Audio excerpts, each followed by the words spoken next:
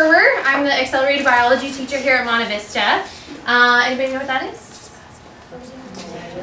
It is a whale. It's a whale tail, humpback whale. So the reason why I have that up there, just a quick little background information about me. Before I became a teacher, I was a marine biologist. Studied marine mammals out in the field for 7 years. So chasing around whales offshore is what I did for a number of years. Loved it, had a great time, but then was looking for something different, and I thought teaching would be fun and I could bring my love and excitement for biology to the classroom. So hopefully I can do that for your children and for you guys, you students that are here. So real quick, I'm going to just run through. I'm probably going to talk fast because I think the more important part is actually the students and how they have felt in the class, and probably the dialogue that you might want to have with them or asking questions. So I'm going to talk fast. I don't normally talk that fast, or maybe I do. We'll see. They can tell you. But I have some current students and former students from a number of years ago, so they can kind of let you know how the course has either helped or not. I told them to be brutally honest because I want you to know what you're in for. Good things though. So real quick, accelerated biology. Basically, you're here most likely, hopefully, because you love science. If you don't love science, this is going to be a tough class. You're going to be around kids who also love science, and that can foster a great environment. It sort of gets to be like a little family, and you end up probably being with that little family through a number of different classes throughout the years. You're planning on going to college. This is definitely a higher level course. You know it's okay to not be right, and learn how to take that and when to come ask for help. Definitely self-learners. You don't give up easily. Tough concepts that we're talking about. So if you don't get it, you'll read it again, and maybe again. And come talk to me, and then go back and read it again. You will be challenged in this class. I 100% guarantee that, but it's fun to be challenged. I think that you've become really, really proud of yourself by overcoming those challenges that you get faced with, especially academically. And you're going to complete a science fair project either individually or in a group. To be successful, you probably should already be a fairly high achieving student. There are some requirements to get into the course, so an A in your 8th grade English class, an A in your 8th grade science class, in your science teacher recommendation, which I have one of my 8th grade science teachers here, and that's exciting to see. You need to be enrolled in at least geometry or higher for math. We do a lot of math in this class. We do a lot of statistics, and so I'm really pushing your math skills. English is really important because we do a lot of writing, and our textbook is a junior college level, so you need those reading skills really to be up there to comprehend the material. Some computer skills are pretty important. I do teach you how to use Excel and graph on it. If you don't have experience with Excel previously, yes, it'll be a little bit more challenging, and you're going to have, you know, a little bit more to learn at the beginning, but really, really great skills that you're going to need. I went to college not knowing how to graph in Excel and felt like I was way behind, so I really try and push that. Time management, that's probably the #1 thing in this class is time management. Good reading ability and writing ability. There is a summer homework assignment. Yes. It's related to the science fair. It should be fun. It's exploring your ideas. I give you kind of a breakdown of what I expect and how I want you to really tease out an idea for the science fair project. Our textbook, as I said, it's a junior college level textbook. It's written by the same authors that write the AP biology textbook, so it's often referred to as the Baby Campbell book. I had several of them out, so if you wanted to take a look at those before you leave, please feel free to do that. It is a fantastic textbook. I absolutely love it. Pretty tough class. We move pretty quick. I'd say a chapter a week or 2 weeks. So we're moving through the material quick. We cover, all of the same standards as regular biology, but we just go a lot more in depth, and the labs are much more intense and fun and real world type situations. As I just said, same standards, but the content depth is a lot more. You can expect a minimum of 1 hour of homework per night. And when a teacher says that, sometimes you're like, yeah, but I can probably do it in 15. No, you should expect 1 hour of homework every night in this class. That's being realistic. They can talk more about that maybe. Tests are tough. They are written to a junior college level. So the testing format, the style of questions are probably going to be much more rigorous than what you're used to. It's another level, and at the beginning it can be kind of shocking and hard to take and get, but you will sort of figure it out and get used to it, and those are important skills to have as you're moving through school anyways. Science fair, you are expected to do a science fair project. Whether or not you enter in the county fair is up to you, but you are required to do a project. Regarding the science fair, the timeline, summer assignment is where you come up with your idea. So that's happening during the summer. The decision needs to be made in September because applications are due in October. Usually we start experimentation in November, hopefully finishing in December. Ideally, you would finish experimentation before Christmas break. Does that always happen? Not always, but that's what we aim for. Write-up is January through March. We actually have science fair on Friday, so my students just finished writing everything and turned in their binders to me, and they turn in their posters on Monday. So it gets really crunch time, so science fair presentation is finally in March. This is my class from last year at the science fair. I don't have this year's yet because we haven't gone. It's on Friday. So some changes from a couple years ago. We used to be in the Tri-Valley Science and Engineering Fair. That fair was disbanded. Now there's the Alameda County Science Fair, but we are now part of the Contra Costa County Science and Engineering Fair. There is a fee associated with submitting a project to the fair, so it's not required. It's strongly encouraged. You're going to do all of the same work as you would for that fair, but obviously it's not required. And actually, I think the fee dropped to $20, I just saw. So projects, find something you're interested in. You're going to do a lot of work with it, so you want to care about it. Not something I care about, something you care about. It needs to be biological in nature. This is a biology class, but that can be stretched a bit. I had a couple students last year who were really into chemistry and physics, and so their project had a more chem physics slant, but it was still related to biology. So we can work together if you're more, physics minded or something else. Really need a unique testable question. We do have a class science fair. We just had that on Monday. So the Monte Vista AC Bio class and the San Ramon Valley AC Bio class, that teacher and I work really closely together. We hold a science fair. So it's either really good practice for those that are entering the county fair, or if they didn't enter the county fair, then that is their science fair experience that they get.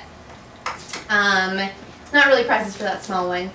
Some things on how to pick topics, different kinds of questions that sort of stimulate you. So I'll actually be sending this PowerPoint out to you guys so you can see a little bit more of it. And really figuring out, you really need to tease out how are you going to measure your idea. There needs to be some sort of quantifiable measure that you can, it's not just, oh, the plant grows better. What's better, right? Figure out some variables that you can really measure. How are you going to tease that out?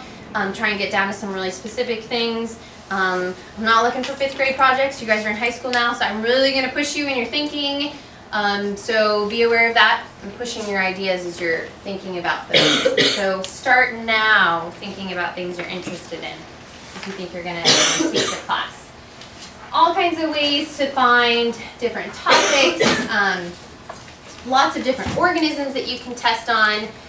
I'll tell you this now, vertebrate organisms, not a good idea, really hard to get the scientific review committee to approve that. So ease off of those, but great things are bacteria, fungi, inverts are great, all kinds of stuff that you can run your tests on. You can't actively try and kill anything though, that's a no-no. You'd be surprised what we'll come up with. So these are just some examples of different things that you can specifically measure, right? So instead of saying a plant grows better, does it have a higher photosynthesis rate and therefore producing more oxygen, and so you're measuring the oxygen production. So thinking about it on a higher level than what you may have thought before. The admission sheet is due by May 1st, which hopefully most of you have already seen either through your counselors or teachers at school or at the incoming freshman night at Monte Vista. There's also some sheets by the door, so lots of ways for you to get it. You can always email me and ask for one as well. You need that by May 1st. I will send out an email with all the summer fair or summer homework assignment details around May, June. That doesn't mean that you've been admitted to the class. Okay, so anybody that signs up, I will send that information out to. But you do have to meet the requirements for the course. And depending upon how many students sign up, also is depending upon how many classes we can run. So if there's a lot, then maybe there'll be 2 AC Bio classes, but if it's, 42 students sign up, then it's only going to be 1, and some people, even if you meet the requirements, might not get in. So just keep that in mind. Your actual admission, I'll let you know during the summer when I get transcripts from the middle school. It takes a little bit of time for those to roll up to the high school. So you'll be notified if you have met all the requirements and there's sufficient space available. Summer homework assignment, again, I will send all that stuff out. Part of it was filling this out, and so then I can get your information to email all the rest of it out. And then for those that weren't here, I'll get it hopefully on their mission sheet when they turn that into me. Some great ways to search for things. Google's Wonder Wheel is a fantastic way to really explore an idea. A lot of you maybe didn't even know that it was there, but it can really help out finding more current articles on particular topics and how to narrow things down, how to find proper resources. So sorry, no Wikipedia. That's a good starting place. And then my expectation is that you start to use peer-reviewed journals. All right, we're up in the ante in high school. We're going a little bit higher level stuff. So Google Scholar is great to find those. That's how I got through my master's program, was Google Scholar. And then an interesting article that you'll have to write up is also another assignment. So some advice from a former AC Bio student, and then I have a few that are here to talk, is work hard and get your assignments in on time. They're due that day for a reason, probably because we're going to talk about it. It would help if you know sort of what we're talking about. Studying, asking for help if you don't understand. Hopefully I don't come across scary, but I'm here to help you guys. So come in at lunch, come in after school, ask me questions if you're not getting it. Use study groups, do your pre-labs, talk to classmates, read what I expect, the rubrics for your different lab write-ups, and redo the labs when possible. So when things are due, I'm checking to see that you did it and you completed it. But if you were unsure about something, you can come ask and then redo that section before the final grading of it actually occurs. So that was a whirlwind presentation, I know, but I really would like some of my former and current students to let you know how they felt about the class, what they got out of it, how it's helped them. So if you guys maybe could come more central. Hi, my name's Jeff. Oh, just, maybe talk 1 or 2 minutes about. Yeah, so my name is Jeff. Currently I'm a junior, and so I took this class 2 years ago. And basically I'll sum my presentation down to just 2 of the main things I got from this class. One is kind of like a love and interest for biology. Because unlike a lot of the students that started in AC Bio, I came into this class not loving biology. And that's basically because, my parents kind of forced me to do it. But after the year continued to go on, after all our presentations, all our projects, and all our labs, I don't know what happened, but for some reason I ended up developing this really this huge passion for biology. So if any of you guys are seriously interested in going into like a field of science when you guys grow up, or you guys are just on the brink of it and kind of don't want to just go back to engineering and science and biology, then I urge you guys to take this class. You'll really find out if you either like biology or if you don't. And I think this class was really helpful for me to determine exactly what I want to be when I grow up. And I really have to thank this class for kind of developing my love for biology and really helping me get on track for the rest of my life. And the second biggest thing about this class that really helped me for basically my entire high school career and probably until I go on to college is basically the preparation. This class teaches you study topics and different ways of studying that you guys will never end up being exposed to. And a lot of people, I remember our year, a lot of people refused to take this class because they thought, oh, okay, it was such a harder class than actual biology, and it's not even like a weighted class, like any AP or honors class. And I actually had I shared the same feelings because, you know, I wanted to get that extra GPA boost, even though this class was just a normal class in the eyes of everyone else. But the biggest significance of this class is it prepares you. Think of it as like the base for your high school career. As starting freshman, think of it as the base. When you learn basically how to take these extremely difficult notes and to understand a lot of broad concepts and other topics that for other students are nearly impossible to learn. So with all the note strategies and all the assignments that you guys will do, it will really prepare you for all the like really difficult AP classes and honors classes that you will take continuing on with high school.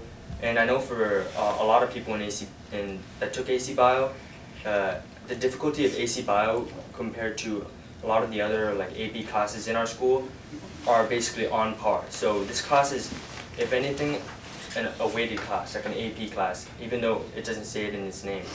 And just by taking it as freshmen, you'll learn all these strategies and different ways of taking notes that will help you excel, like in every single other class that you guys will take. And that's basically it. I think this class kind of almost changed my life. It made me love biology, and it helped me understand and be up to par with all the other really good students upcoming in the next couple of years in high school. And I know as a junior, I can see while other people are complaining about how difficult like the honors or AP classes are. I know from all the stuff that I learned from taking notes in this class really helped me excel in the harder classes that come on. Thank you.